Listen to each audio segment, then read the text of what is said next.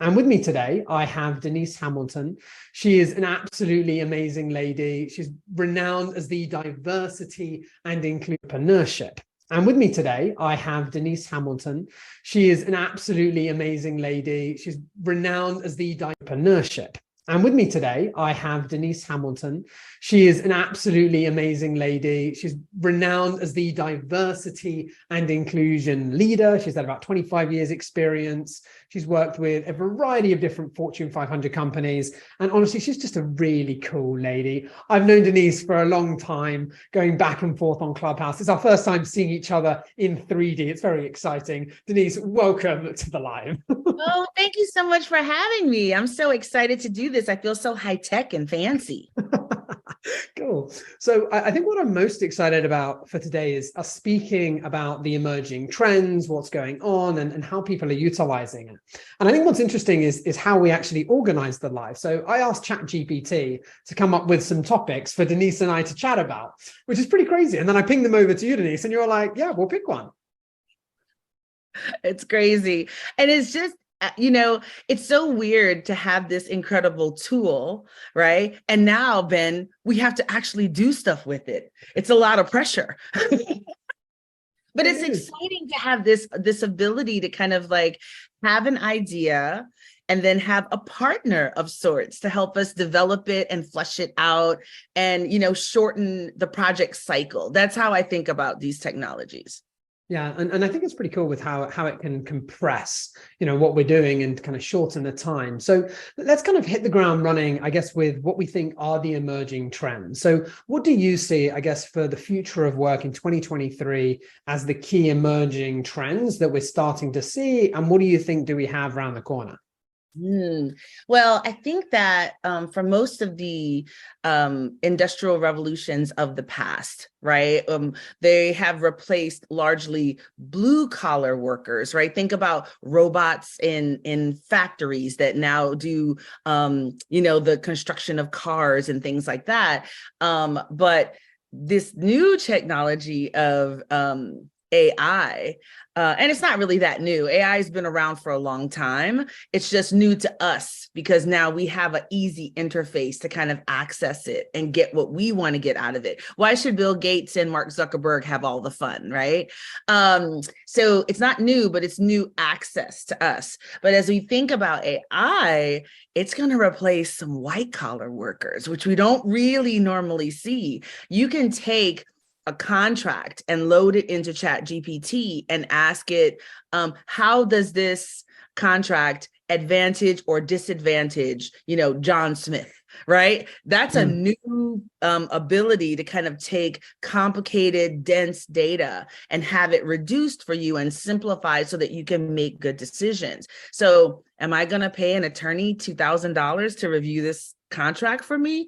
I don't know. That's going to be really interesting. It's going to be interesting to see what it does for feels like accounting, where it's really just processing data, right? Do I really need to pay an accountant anymore? So I think that as we think about careers and we think about kind of what the future of work is, I think people who are really skilled at forming prompts, at accessing the power of these tools are going to rise to the top. It's not going to be so much, do you have a body of knowledge, right? I think we saw the other day, ChatGPT passed the bar exam. They passed the medical boards. Like it's AI, right? So what is that going to mean for these fields that really kind of are based on the ability to amass a certain amount of data in your head?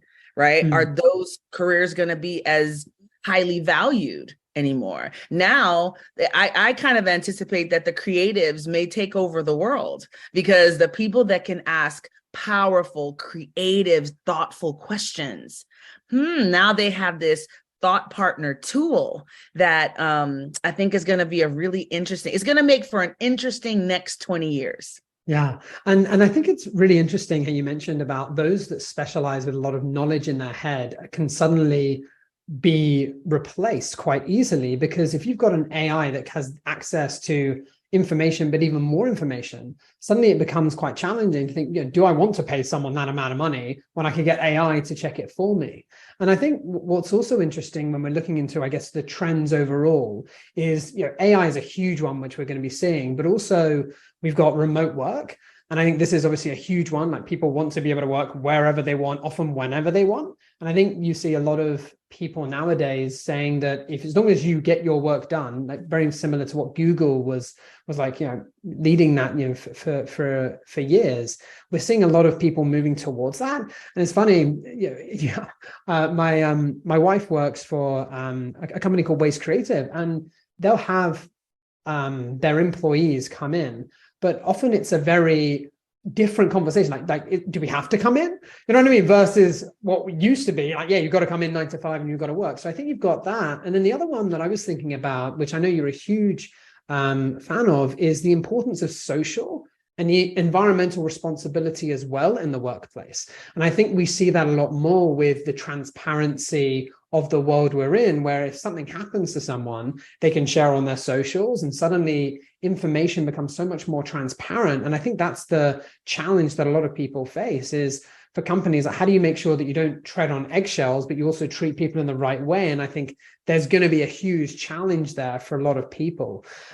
So I think I'd like to start with looking into how do we take advantage of utilizing some of these tools, because I think a lot of people will be listening in, they understand AI, they may have played around with ChatGPT or looking at some other tools, but how does someone actually use that to their advantage? Like, how are you currently using it, and how could we model that?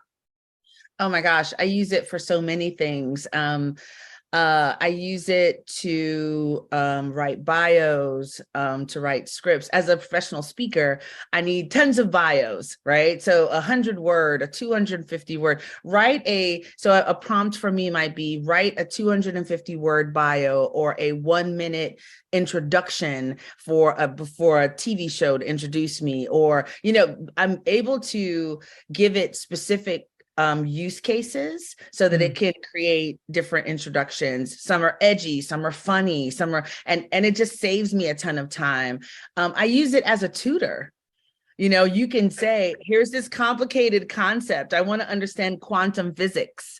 Yeah. And, can you explain it to me like I'm a third grader? And it will, right? I use it as a critic of my work. I'll load in something that I wrote, and I say, give feedback on this article from the perspective of someone who is opposed to my point of view.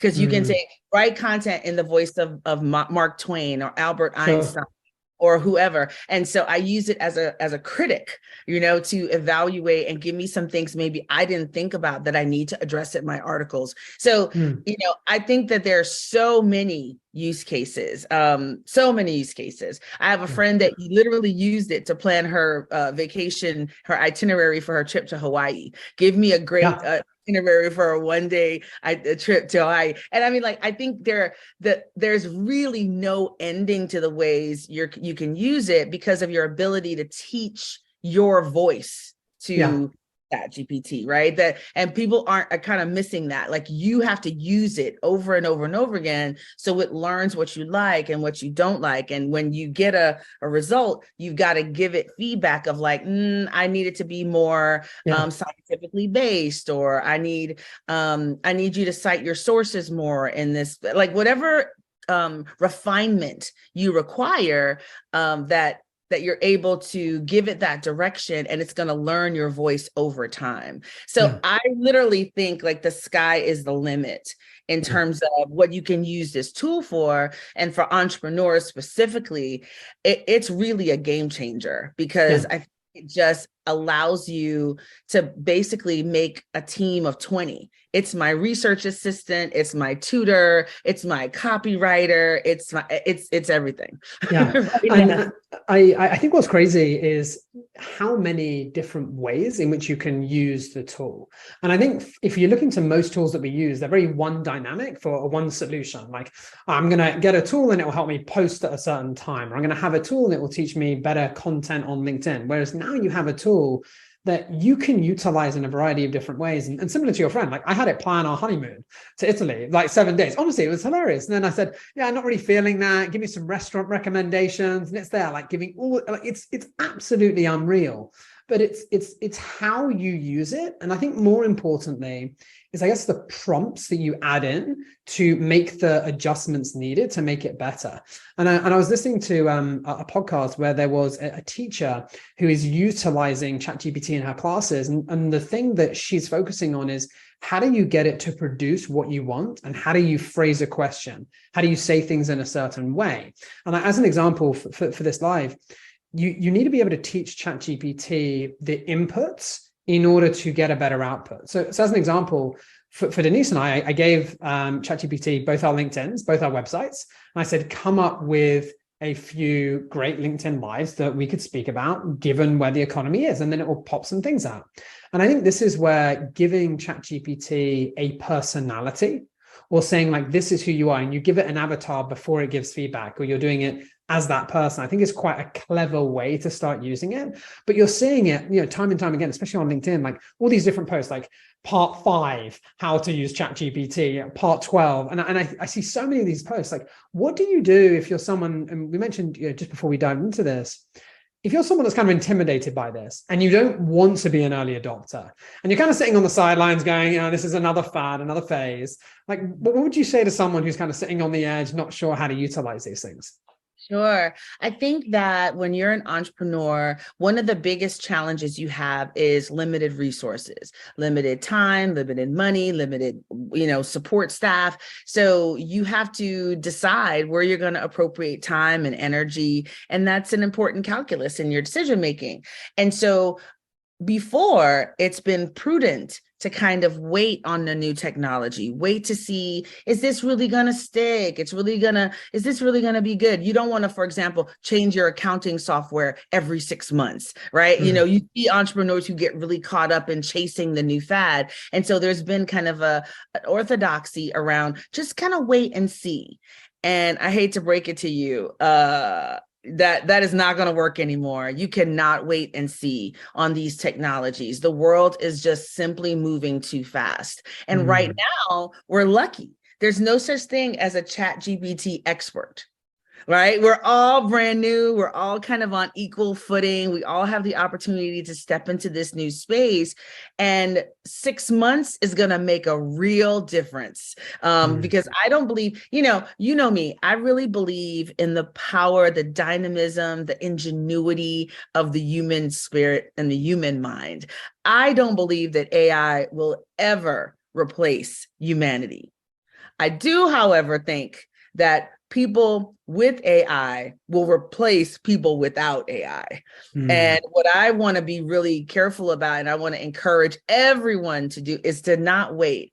Just play with it. It is natural language. It couldn't be easier to kind of mess with and fool around with. I hear a lot of people say, well, sometimes it gives you answers and the answers aren't correct. Sometimes you do a Google search and the answers aren't correct. This is literally the whole internet, which is why I love what you said. When you were preparing for this interview, you gave it our LinkedIn and you gave it our website to reduce the field of information to get the best quality content that you can get out of it, right? That's what you've got to do. You've got to teach it how to find the right information, just like you would have to do with any other kind of internet search. So I think it's really not poo-pooing it, not being afraid of it, not fear-mongering. I've heard a lot of, it's Skynet, it's going to take over the world, we're all going to do okay. And it's like, that's not productive. I think that if you see it as a tool that will augment and advance your business, you're going to just be way more successful. And again, you just can't afford to be left behind. And I will say this for older people who are listening to this conversation. I'm 52. And so everybody thinks I'm super techie. I am not super techie. I'm super interested in tech. Yeah. So it's a big difference. And one thing that really compels me to be in this space is I really think, I worry sometimes that we have traded wisdom for knowledge. And I think wisdom is still really important. And if we are teaching AI what it means to be a human, I want all of us to be in these conversations. I don't really want to leave it to just a younger generation. I definitely want our ideas and thoughts and interactions with these tools to be a part of the mix. So I really encourage older people to step into this space, play around with it, give it a chance. I'm sure you're going to really enjoy it. Yeah. And I think it's very intimidating. And I remember when I was first told about ChatGPT, and I was like, you know, we might as well say XYZ window. I was like, yeah, whatever, you know. And it's so easy to brush off. And then when you check it out, you actually can see the impact. But obviously ChatGPT is one of the most well-known now just because of how many people have used it. And it's the ease of use and the interface that makes it so simple for a lot of people. Like you're just doing it like a Google search. You type something in and then you get a response. So that's one tool. How do you not get overwhelmed with all the other different tools that are coming out? Because when you look into a lot of these different websites out there, they'll list all these different AI tools that could help you with a variety of different things. How do you make sure that you're not overwhelmed with the plethora of all these different AI tools versus picking and choosing ones that you think can actually work with your business? Like how do you move from just, I guess, being the early adopter to like finding out about it? Like how do you know what tool to use and when? It's such a great question because I think, we're in an arms race of sorts for AI. Every day there's going to be 20 new companies. So I think it's really stopping to see, what do I need? Not to let the technology lead you, but really for you to lead the technology. What do I need? What do I need help with? What are the tasks that I'm executing right now? And what are the tools that are right for those tasks? So I personally would start with ChatGPT and just get comfortable and more familiar. And then maybe set a schedule. I literally have a calendar commitment every week to spend 1 hour learning about new tools. That to me is a valuable use of time. If I find something that will save me, 6 hours a week that I'm spending on other tasks, then it's worth it. So I invest an hour a week just learning about new tools. Maybe for you, it would be 15 minutes. I'm going to look at one new thing every week. If you looked at one new thing every week, you would be so far ahead of your competition as an entrepreneur. So it doesn't take a ton of time. What it takes is a legitimate curiosity, right? And a real clear understanding of your business and what your needs are. Do you really need an AI that generates like beautiful art? Is that something you need? It may be cool, but is that something you need for your business? So it's weird because you have to be really disciplined around the actual services that you require, rather than every new thing that comes down the pike. So when you think, to me, when I started this journey, I literally made a list of here's all of my tasks. And I focused my work with ChatGPT only on the things that I really do on a regular basis. Once you get that going and get comfortable with that and replace some tasks that you were doing, then you'll get more comfortable and you can branch out and try other things, right? It's a journey. It's not a sprint, it's a marathon. This is our new way of life. And the sooner we embrace that, the better off we'll be. Yeah, and I love what you're saying there about embracing it, because I think a lot of people fight change. And I think that the challenge now is not that, oh, it's something to be fought. It's an acceptance of this is how life is going to be moving forward. And I think the biggest challenge that a lot of people face is that if they don't adapt quick enough, competition will easily outpace them and move forward because of all the different tools that are available. Because previously it would be, all right, who's got the best knowledge and content out there? Whereas now, so many people can have access to the same thing. Like I could say, write me an article on 8 SEO tips, know nothing about SEO, not an expertise whatsoever, but ChatGPT will come up with a pretty good answer. And then I could say, be really specific for this niche.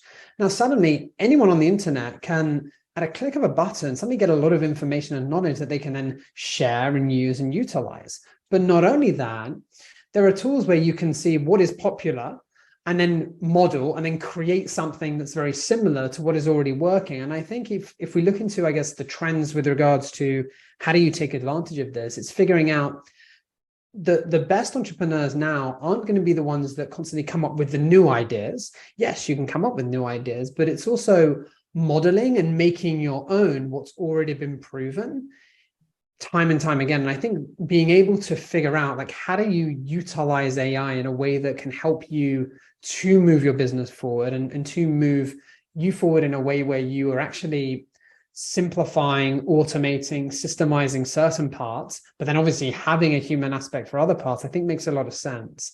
What do you think is going to be, I guess, one of the biggest challenges for people when everyone now has access to the same pool of resources? Suddenly everyone can check it out in the same way. They can all get information, all do SEO. How does someone stand out when everyone has access to such powerful tools? Well, that's the question of the day. I'll say two things. First, everyone's not going to do it. This is just human nature. There are going to be a lot of people who sit on the sidelines and who miss this wave. And there's going to be a group that just catapults forward because they're using the tools. So that's the first thing. And the second thing is video.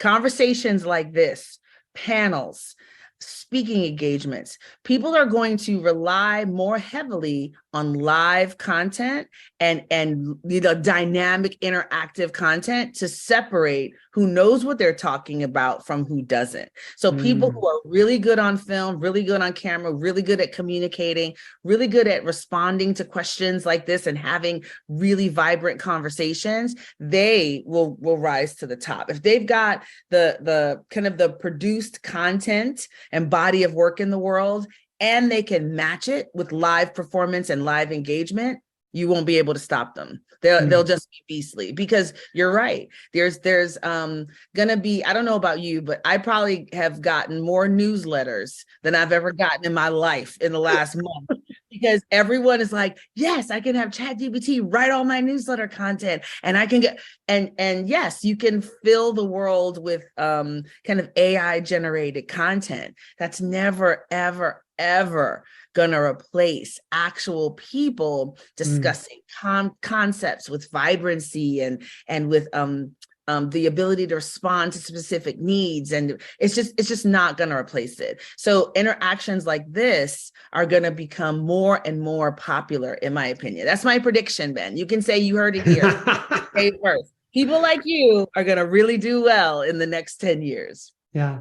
And I think it's really interesting how much we're going to be relying on video, because suddenly there is no filter there, right? It is like, this is the person. That said, I'm going to put a curveball in here, which I think is really interesting. There is AI now where you can have people that will share stuff for you. Not only that, and I was playing around with this, you can check this out as well. It's called Be Human AI. But what they can do is they utilize it for e-commerce, but I think service-based businesses will use this as well. And it's being able to send personalized messages to people on a mass basis. Because I would love to be able to say, hey, Denise, thank you for downloading our PDF, right? And you can record yourself once, and then instead of saying, hey, Denise, it will say, hey, Natalie, or hey, Benjamin, and it will move your lips for you in a way where suddenly you have that response. And I see that the way the world is moving, especially, for example, e-commerce, right? If you get a personalized message like that, a video of the founder speaking your name on video, like that's where it becomes really, really impactful. So I think that there's going to be that in due course, probably over the course of the next few years, that will get really good. But once again, I think what you mentioned, which is most interesting, is a lot of people aren't going to do this, which is crazy. And I think that what's wild is that 50, 60, 70% of people won't start looking into AI for years, which is pretty wild, because there's people that, I take on at the moment, I just show them ChatGPT and I share something, and they're like, this is wizardry. I was like, yeah, well, I mean, yeah, but you've and they heard it, and they're like, well, I heard about it, but a lot of people don't actually take the action to check it out, and I think that's the biggest problem for a lot of people. So I certainly agree with that. I also think that the branding and your unique voice is going to become more and more important. And the reason why I say that is anyone can send out an article, anyone can have an opinion on something, but it's how you position yourself and what you say that is unique to you, and being able to be consistent in that I think is actually going to help people stand out through time. Because when you have 100 newsletters that are all saying similar things, which ones are you actually going to listen to? Probably to the ones that are like, yeah, I actually like that personal brand becomes more important. And I think what's crazy is if you look into, I guess, the past with how people branded themselves online, you would once have a modality, right? Let's say you have a leadership coach or a leadership speaker, right? It's a modality and you put everyone together. Then you have the second one, which is this charismatic individual. And then you'd have like a results focused brand. And I think what's interesting is now you're having this charismatic person that's going to have to lead a brand that focus on the results. And I think that's when you have a magic formula whereby you can actually start to scale much more sustainably, because people want to be able to connect with the other human on the other side of the channel. I'm curious, I guess, from your standpoint, like, how do you make sure that even when you're utilizing AI and you're doing these different things, how do you make sure that your brand isn't lost? I mean, I think that the fact that all of these modalities are available is going to reinforce your brand, what your voice is, who you are. That's why, for me, it's live appearances like this, right? I think we've actually lived through this before a little bit. I remember a couple years ago when with the proliferation of sites like Upwork and Fiverr, people could get beautiful logos and incredible websites done. They had never done anything in that field. They were not an expert. They were not accomplished in any way, but online, they learned how to make themselves look like they were, right? Yeah. But guess what? We all figured that out. It took us a little while to kind of learn what questions to ask and how to dig deeper and how to figure out who this person was. But now we can spot that a mile away. A Canva generated, flyer is not going to like make everybody dig into their wallet and make a payment, right? And I think the same will happen here. I think people will follow, trust, commit to brands that they see in person, the live activations, the LinkedIn lives, the social audio, all of the places that you can be where people can connect to your dynamic energy and understand who you are. Those are the places that are going to, I think, people are going to flock to. I see a return to conferences.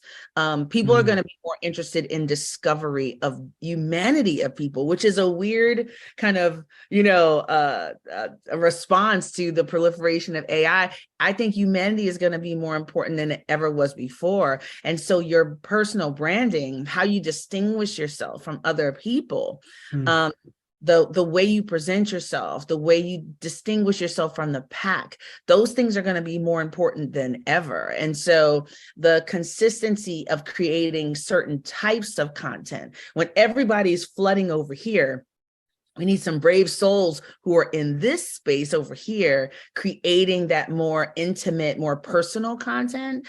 And I think those are the people that customers are going to flock to. Yeah, I definitely agree. And I think what's interesting is seeing the different tools and how they're utilized in different ways. For example, Clubhouse was huge during COVID. And then you had Twitter Spaces, and then you had LinkedIn audio rooms and things like that. What do you see as the platforms that you're going to be paying most attention to moving into 2023, moving forward, that you think is going to be most important to pay attention to? I think that I'm going to have to reject the framing of your question. Sure. I think you have to pay attention to all of it. Okay. I think you need to find a few people on TikTok or on Instagram that you follow that are continually teaching you about new tools. I have no idea what the tool of 2024 will be, or what the people ask me that question all the time. I'm like, I don't know. I didn't see ChatGPT coming, right? Like, I think this is moving so fast that it's more about having an orthodoxy of how are you going to be brought up to speed, right? How are you going to stay connected to this dynamic space and figure out what's for you and what's not for you? Do you have a curriculum for yourself? Do you have some people that you trust, that you follow regularly? Are you on a Substack or in somebody's newsletter that really provides good content about what's coming up? We're busy entrepreneurs. We don't have time to sit around all day and see what's going to happen next in the field of AI. So you need some way of making this bite-sizable, something that you can manage, and you need a discipline of doing that every week. Because the truth of the matter is, I heard somebody say the other day that the beta of ChatGPT that we're using is 5% of the ultimate power of the ChatGPT tool they're developing. And I don't know about you, I can't even imagine. I was like, what does that mean? What is it going to be able to do? Is it going to be able to fly? I don't know. Yeah. So to me, it's like this space is moving so rapidly that you just got to be in it. You just got to be in it, no matter how scared you are, no matter how worried you are about the tools, and not you just have to be in the space. So the trends to me are more about how you're disciplining your time, how are you clear what the assignment is? I have a saying I say all the time: experts fail because they are experts in a world that no longer exists. And I don't want to be an expert in yesterday. I want to be an expert in tomorrow. So what are you doing to cultivate that? What are the activities of your business? Where are you putting your biggest bets? Where are you spending your time, and making sure those activities still yield the results that they used to yield, and not kind of relying on old rules and old practices. You really have to be here now. And really thinking about some of the things you've already mentioned, like what happens, how good is your email newsletter if everybody in the world has an email newsletter because they just have ChatGPT write it for them? Do you still need to even do an email newsletter? How would you distinguish it? You got to ask yourself all of these questions to make sure your activities are really focused on the things that provide a return for your business. Yeah. And I think for a lot of people, the challenge is complacency, where you've done something for a certain amount of time, it's worked, and then you're like, all right, cool. You leave it, and then a month goes by, and then suddenly it's not working. And I think that the challenge is to constantly stay ahead of the curve. And the challenge now, especially if you imagine for marketing purposes, I think because the way the world is moving so quickly, unless you can stay ahead of the trends, often what worked last year isn't going to work this year. But those times are reducing. So what worked 3 months ago isn't going to work now. And I think that unless, as you mentioned, you're doing something on a regular basis, like that weekly hour, and that's something that I've also scheduled in, because I think it's really important to be able to be on top of trends. But I think what's most interesting is figuring out who are those experts that can filter the information that's specific to you, so that you can have those bite-sized chunks and get that necessary information, versus falling into the whirlpool of all the different options that you have. And I think this is where, if you can be the so-called expert to go to for certain things, it's going to be so much more in your favor, because people will actually want to listen to you, versus you just managing to get into their email inbox because you used AI to scrape some data. And I think that's the difference that's going to be so paramount for a lot of entrepreneurs, is building that trust and that reputation through time to be able to move forward. I know we had a couple of questions here. So we're going to go for the first one. So what skills do you think will be most valuable for workers in an AI-dominated workplace? Ooh, I like that. Good question. I think it's not a new skill. It's always been the most powerful skill, in my opinion, but the people that ask the most powerful questions, The question answers or askers are going to rise to the top of the heap, I think. I think being able to kind of have a systems way of thinking where you have the ability to break things down into components and understand what the moving parts are and what the levers are that are associated with those moving parts. That skill of being able to kind of deconstruct the situation, figure out what are the inputs, the throughputs, and the outputs, and look for the opportunities to manipulate. The people that can do that are going to thrive in an AI dominated space, because, you know, it's all about asking the right questions. It's just a tool, you know. It's a great painter could paint with paint that was made from leaves and flowers in the 1800s, and a great painter has paint made from different materials today. You're still a great painter. These are tools, and the question is, are you able to use the tools that are presented to you to create optimal results? So people who are fearless, who are willing to try again, rephrase, people who are experts in repositioning, who I would say, to your earlier point, who are able to release sunk costs. That's going to be a really powerful skill in the next few years to come. Of, we've been doing it like this forever, let's like make this work. I kind of see there's going to be people that are like, when the car was invented, you know, they have a horse and buggy, they just try to beat the horse to make the horse go as fast as the car, and it's like, honey, that's not going to work. You're going to have to move to the car, right? So people who have the ability to kind of move away from sunk costs, and even no matter how precious, you know, this old way of doing things is, and say, okay, we've got to pivot. We've got to do something different in response to this new fact pattern. I think people who are able to motivate and self-direct work. We mentioned remote work earlier, and we talk a lot about remote workers and their experience. We don't talk a lot about great managers of remote workers. That group is very small. It's a very, very small group.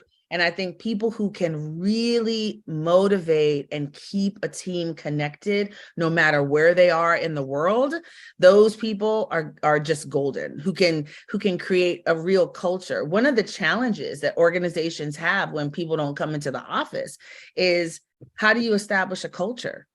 How do you create norms?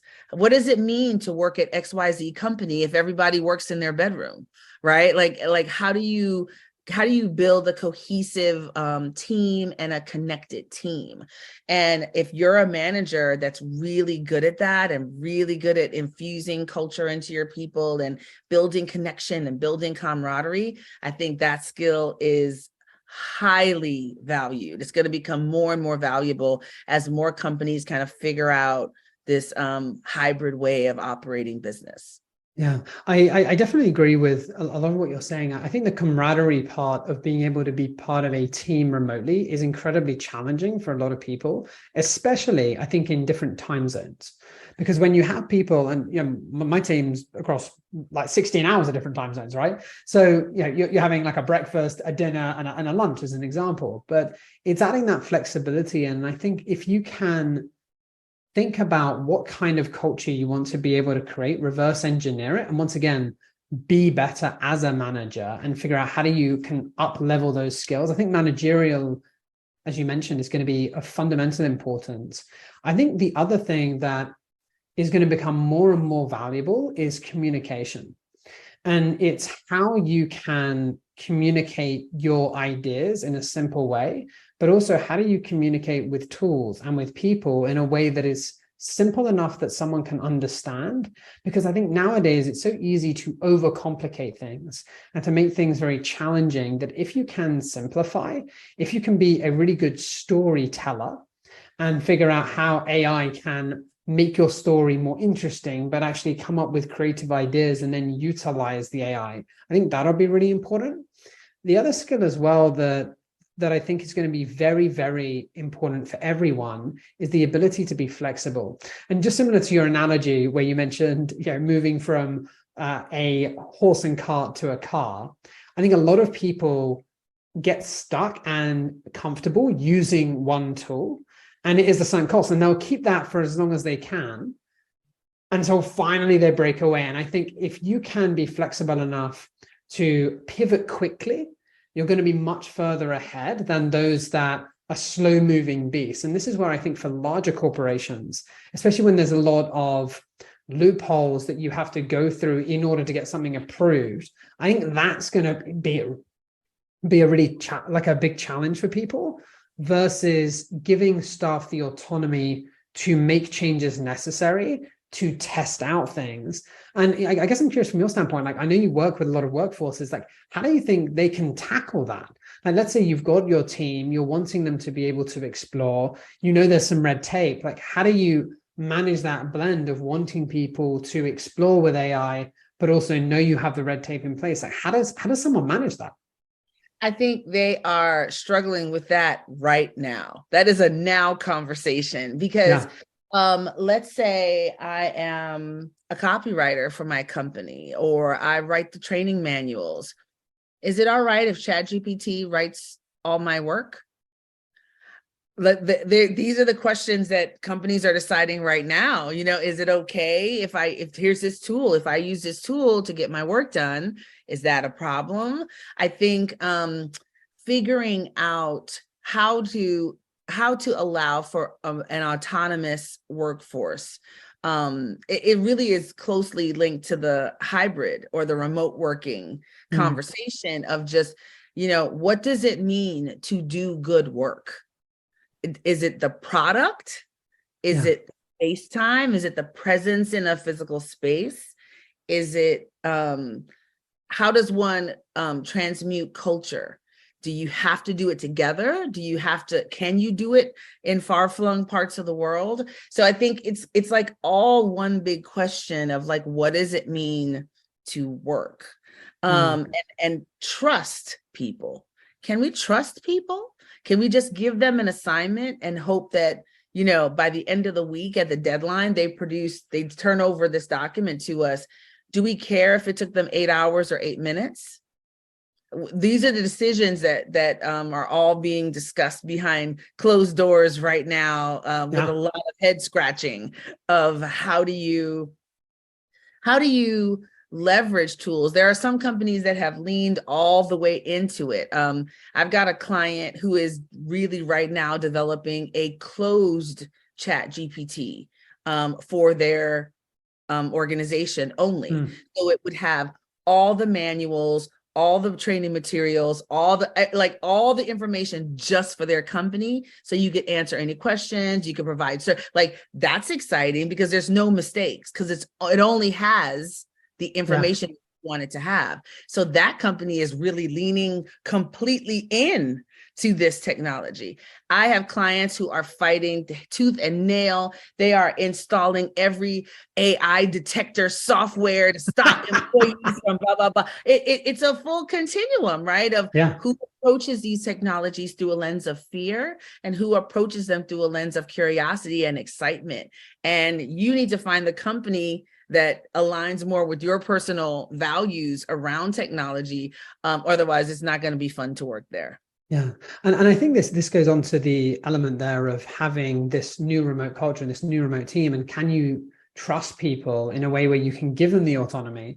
Because nowadays there are different tools that can do a variety of different things. And I think that the way in which people can be valued isn't just about the output that they can create, but how do they utilize tools available and say, hey, look, I know you gave me this project, I've done it in 2 hours. How else can I add value, and how else can I move things forward? And I think this is where creating that culture of curiosity, of being able to be open to these new tools and ideas, and as you mentioned, creating the camaraderie, I think is what people need to be able to move forward, like as a team, versus just, I'm going to go to work and come back. And I think that's very challenging for a lot of people to build, especially when there are some people that just want to turn up, get a paycheck, and kind of, that's it. Like, how does one build something like that in? Where does one start? Well, I think you have to be clear about the culture you want to create. Oprah has a great quote. She says, if you have a chaotic mind, you'll have a chaotic life. And I think if we don't have clarity about what we value, what's important, how we want this to really go, then everything else kind of spirals out of control from there. So for me, when I think about hybrid work, for example, I think sometimes we're a little dishonest, right, when we talk about it. We've just said, oh, it's wonderful if you can work from home and it's so much flexibility and it's incredible. But we don't talk about the fact that managers are just people. They're human beings. And if I see Ben in my office every day, I bump into Ben at the water cooler. We sit in the conference room to have conversations, and it is very hard for me to treat Ben that I see every day the same as I treat Linda that's working from home. That as a human being, that is a really difficult task. Linda is out of sight, out of mind. It's very easy for me to give Linda like office housework, right? Deliverable work, because I don't see her. So the only way I can know if she's working is by her stack of deliverables, by the products that she creates. So Linda is doing reports and things like that. And Ben is having conversations and thought partnership and generating ideas with the boss. Do you see how it doesn't matter? Both may be really talented workers, but if the managers aren't trained in how to treat them similarly and how to think of them similarly and what to watch out for, then they create kind of two classes of the same job. And these things are really important, but we don't really talk about them enough. We don't talk about the human component of these new workforce trends. And so that's part of, what I do. I have to go into spaces and be like, have you thought about this? You have a lot of technology for remote work. Do you have training? Do your managers know how to do this? Are you giving them space to talk about what the challenges are and what's difficult about it and what they're struggling with? Because you know how it is. If there's a new initiative, a new challenge in an organization, you don't want to be the one. It's the emperor has no clothes. You don't want to be the one that raises their hand and say, I don't know if I can do this, or I'm really struggling with this. Nobody says anything. So they just kind of move along. And the underlying challenges are not addressed. So I think when you think about starting, like what your ethos is, I think there's got to be like a radical candor, a radical honesty. Change is hard.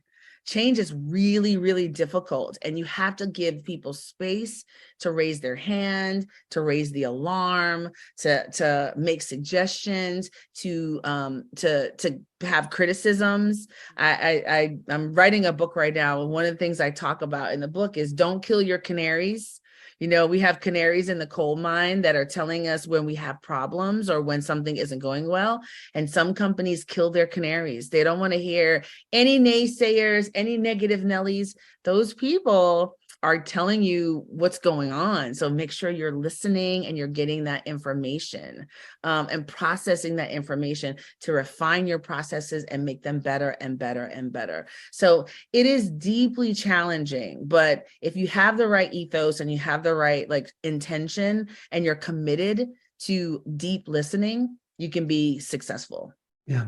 And I think what's most important as well is figuring out as a company, not just hiring the person for the skill that they have, but for the skills that they're going to need in the future as well. And actually thinking ahead of time, because the way the world is moving now, it's not just a skill someone has, it's skills they need to learn.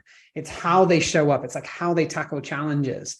And I think this is where, when you understand the core values you have as a company and what you're looking in a person, and I think that's becoming more and more important. And you'd much prefer hiring someone that is maybe less skilled than someone else, but is open to change, open to learning, and is on top of things, versus someone that is set in their ways, likes to do things a certain way and doesn't like to change. Like, yeah, as an example, I'm helping a commercial real estate business at the moment.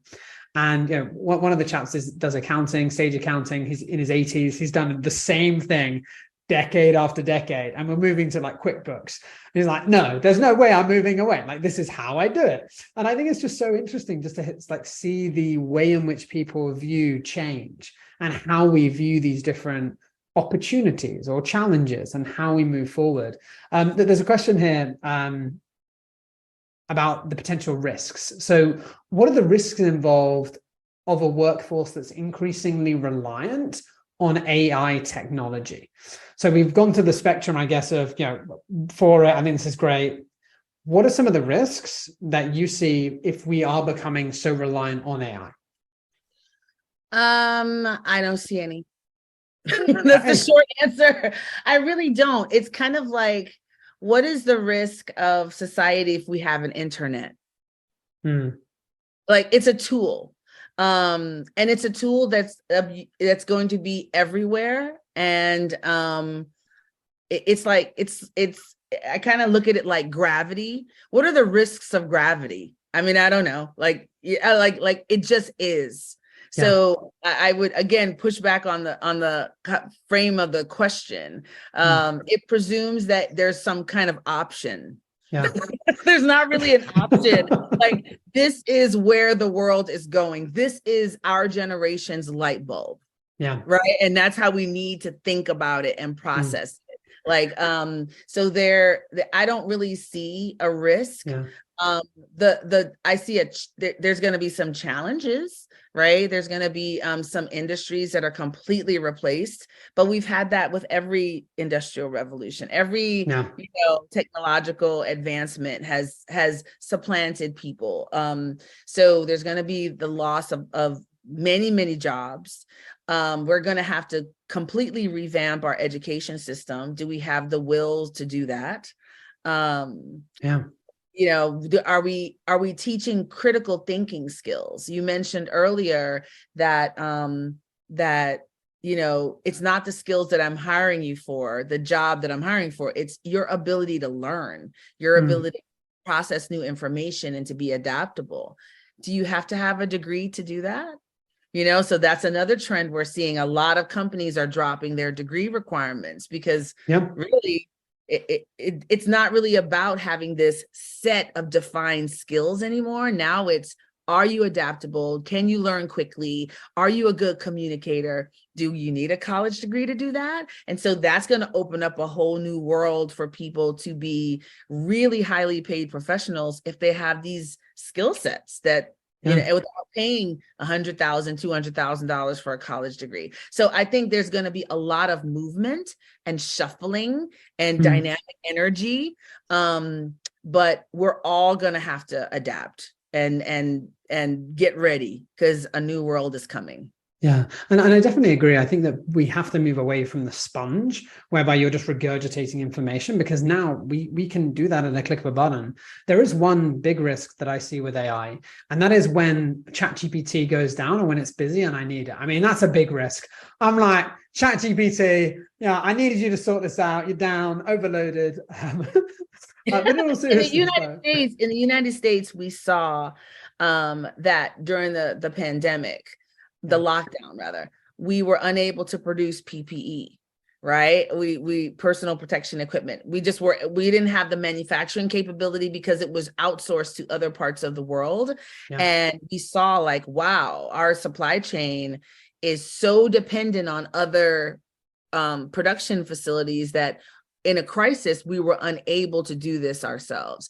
I think that there will be situations like that where people see, wow, this person literally cannot write a sentence on their own. They literally cannot create any kind of communication on their own without the use of these tools. But I think that it's kind of like the calculator.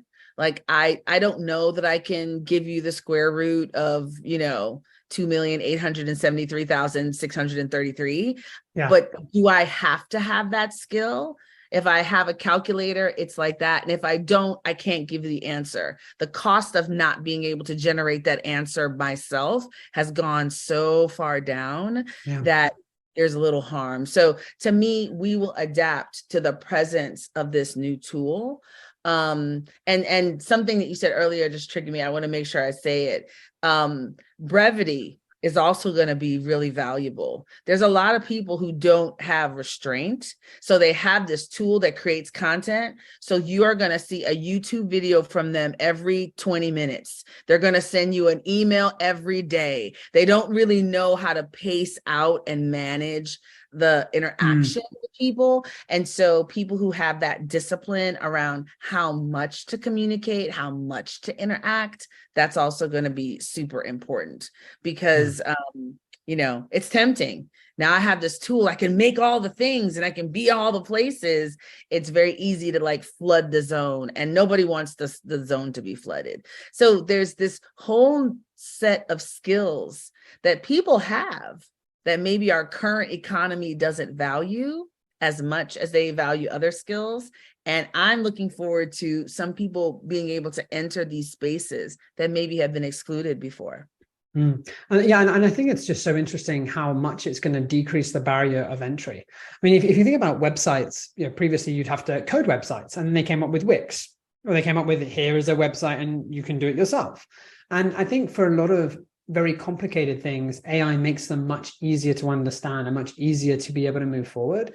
So I think it's going to be really, really fascinating. But yeah, I mean, jokes aside, I do think that AI is going to obviously be here to stay. And it's not about the risk of it, but more of the risk of not utilizing it.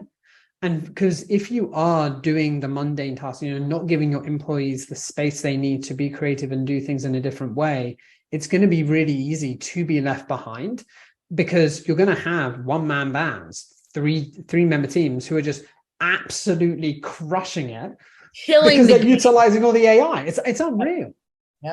Yep. Well, and how exciting for those of us that are entrepreneurs. Like, that's so amazing to have this competitive advantage. Like, it's not just for the big boys anymore. And I love that. Yeah. If you're creative, if you have ingenuity, if you're thoughtful, if you are a powerful question asker, if you understand the framework of the space that you work in, and you can figure out like all the angles and interesting, dimensions of it, you'll be unstoppable with these tools. And that's how I'm thinking about it. And like we said earlier, so many people are not even going to try.